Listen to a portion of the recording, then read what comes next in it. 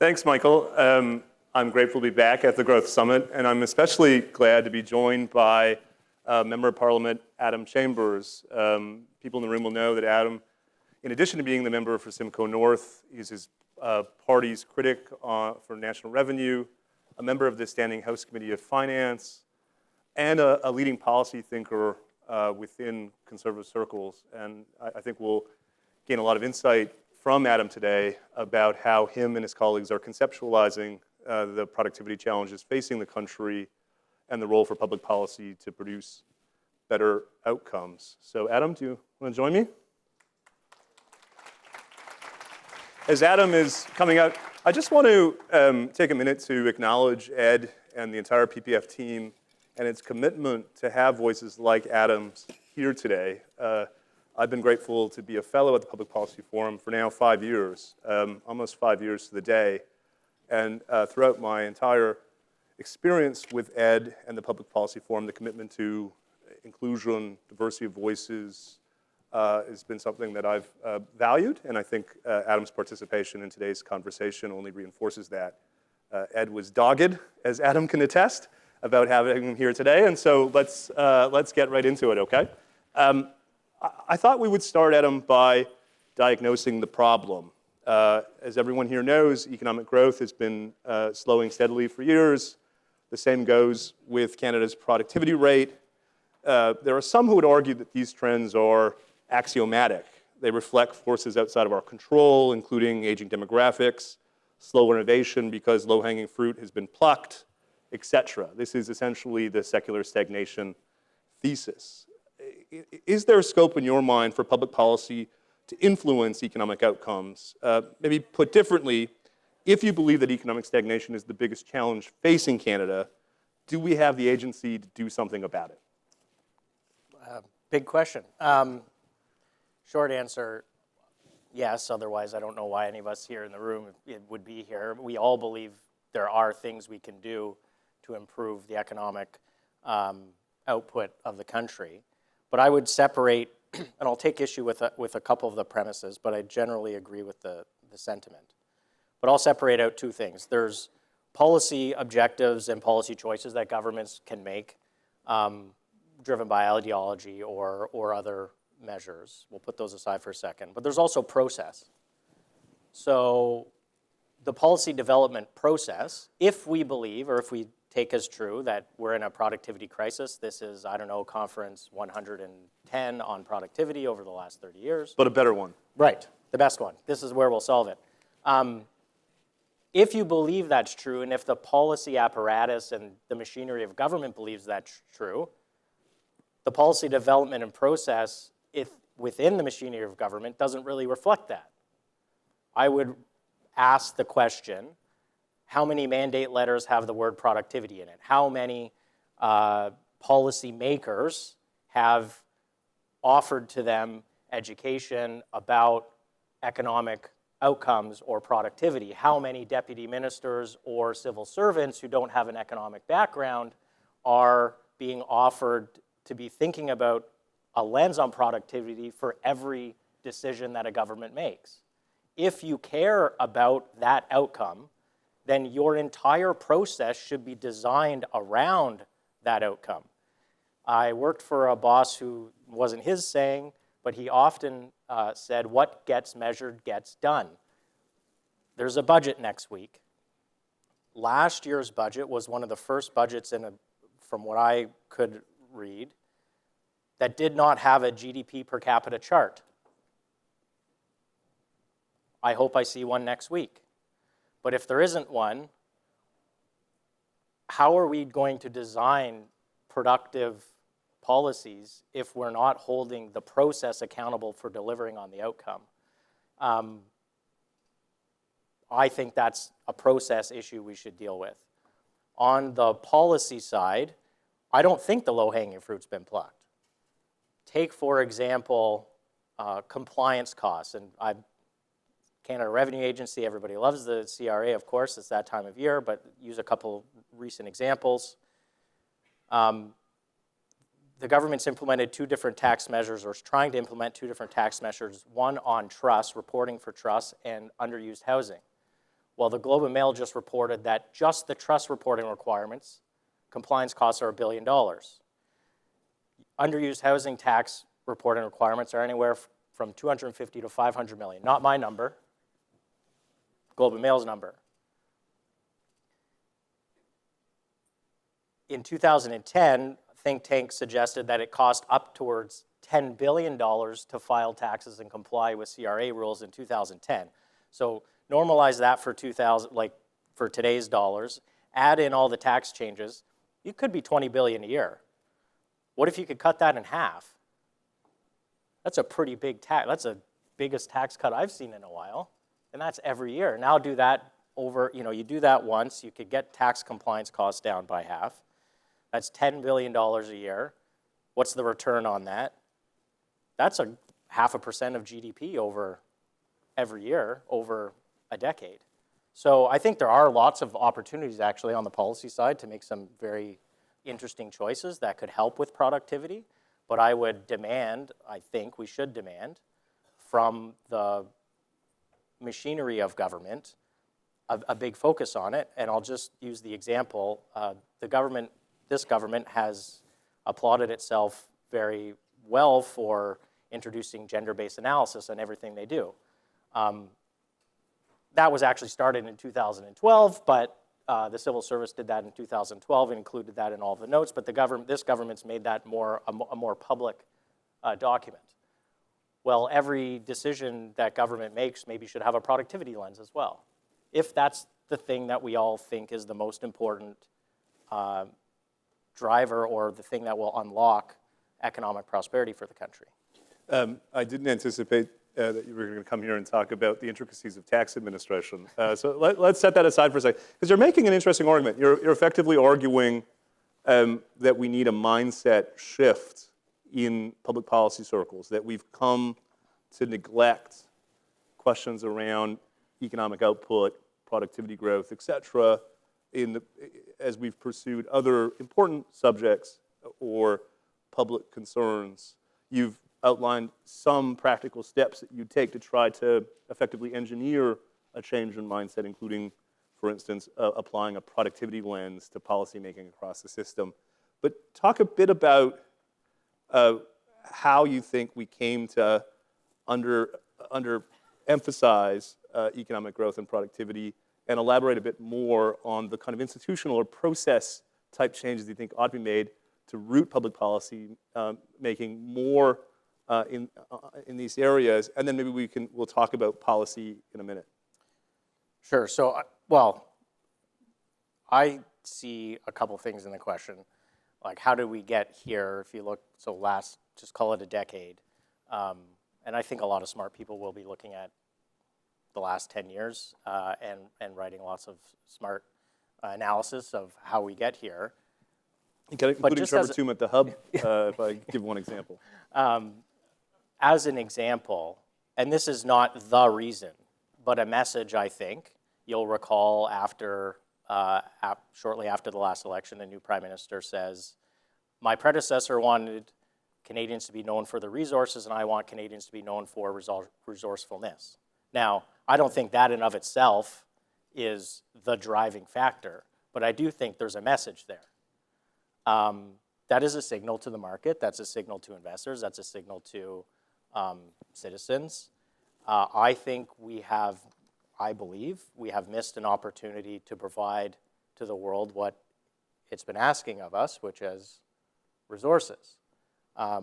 Good news, maybe there's some hope on the way in terms of some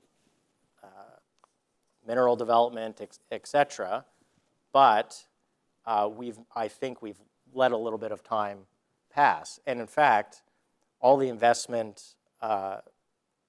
of the investment dollars have tended to flow not to Canadian projects, they've gone elsewhere. So, and by the way, the extractive sector is highly productive and highly profitable. If they're not investing, maybe that's why we have some of the results that we see. I said I was going to ask about policy, but let me just stay on the subject of process and underlying assumptions before we get into policy. I have to ask about a speech that Pierre Poilievre gave in Vancouver last month, in which he called out the business community and said that his focus will be the economic interests of working class Canadians. Talk a bit about the ideas and perspectives that are forming how the Conservative Party is thinking about public policy in general and economic growth and productivity in particular. Sure. So, I mean, look, that obviously caused a bunch of, some folks were quite interested in those comments. I believe, and I think there's a view, and I believe this to be true, that the business interests in corporate Canada, if you will, I think they all have the Canadian interest at their core. They want to do what's right for the country, right for their employees. I think what is being suggested as a recipe for policy development is the following. Provide the idea, but then build a coalition of employees and Canadians that agree with the idea. I don't think we can assume that economic decisions will get made in a vacuum without the input of employees or Canadians. I think that's the message, which is bring some other people along for the ride and help them or get them to advocate on your behalf as well. Just take, for example, the most recent government decision on capping the excise tax on alcohol. Now, it's capped at 2%. I would have liked to see it lower than that. But it was supposed to be 4.5%, and last year was supposed to be 5%. How does that happen? Well, the union and the corporate interest came to government together and said, we don't think you should do this. That was a reason why it had traction and broad appeal and support across the entire political spectrum, right? You had employee interests and employer interests aligned on government policy. That's a pretty easy decision to make. We have one question from the audience that I want to put to you, and it's about the government itself. I'm sure people here read Justin Ling's Walrus interview with Prime Minister Trudeau over the past couple of days, and I was struck, Adam, how much of it was ultimately about the question of state capacity and a kind of growing sense that something isn't quite working right in Ottawa. The audience member asks in particular, can we expect a commitment to greater efficiency within the federal government in the event of a Conservative government? And I would build on that, talk a bit about, in addition to mindset, some institutional reforms that you might support or at least be interested in learning more about to improve the state capacity of the federal government. What are the federal government's objectives and roles and responsibilities? Number one, if you have 100 priorities, you have 0. The old Mel Cap line. I think it's difficult, and the result, the process result with a lack of priorities or a lack of prioritization is the following. We will make a little bit of progress on many, many things, but very few things will get across the line. So I think you have to refine the idea set and focus on some very core deliverables in a way to build capacity around those core items. It's no secret the size of the civil service has grown substantially, but in some areas we have had a challenge. The government itself and governments have had a challenge executing. We're running nearly out of time, but I do want to put a question about public policy in particular. Without giving too much away, I don't anticipate a platform launch. Talk a bit about some of the issues. Okay, I won't do that then. Some of the issues are policy areas that you're looking at as you formulate the party's policy priorities for a possible future government. Well, look, I mean, I'm supposed to say axe the tax, build the homes, fix the budget, stop the crime. Okay, good, we got that. Look, I think there's a difference in approach, what may be on offer in the next election, and you'll see this in the You'll see this in the budget probably next week. And I mean, I don't know if there's anything left to announce last week. It sounds like most of it's out already. But a highly ambitious government, and give the current government credit for being highly ambitious in some few areas, but a little bit less on the follow-through, versus very, very focused policy choices and promised outcomes that will be the focus of government. And this is a personal view, not a party view. I hope a federal government will return or at least reprioritize those items that are squarely within federal government jurisdiction. In particular, the defense is the one that is incredibly poignant in the moment. We have to do a much better job of that. And I think that, frankly, I think defense spending is the price for being taken seriously in the world now. We have to start taking that file and really taking that and putting some more effort into it. Now, I haven't gone through the entire defense policy review that the government's released this week, so I suspect there will be some positive movement there, but that is an area where we have to get really serious. Tremendous insights. I guess if I would sum up your observations today, what I'm hearing from you, Adam, in addition to a greater focus on priority setting, is as much as you and your colleagues are focused on individual policy items, you think there needs to be something of a rebalancing or a shift with respect to the kind of underlying policy mindset and restoring a focus on economic growth and productivity will be a key part of a possible Poilievre-led government. I think that's a decent summary. I'd also say there are the open letters. The open letters from the academics are very persuasive in the policy development process. I said a little on the nose here, but the point of that to say, we need to bring more people along in the policy development process than we have for the last 30 years. I think you would ask, how did policy get done in 30 years ago, 40 years ago, some closed-door meeting with special interests, decision is made, policy implemented, and then we hope that it actually delivers the outcome that everyone thinks or hopes for.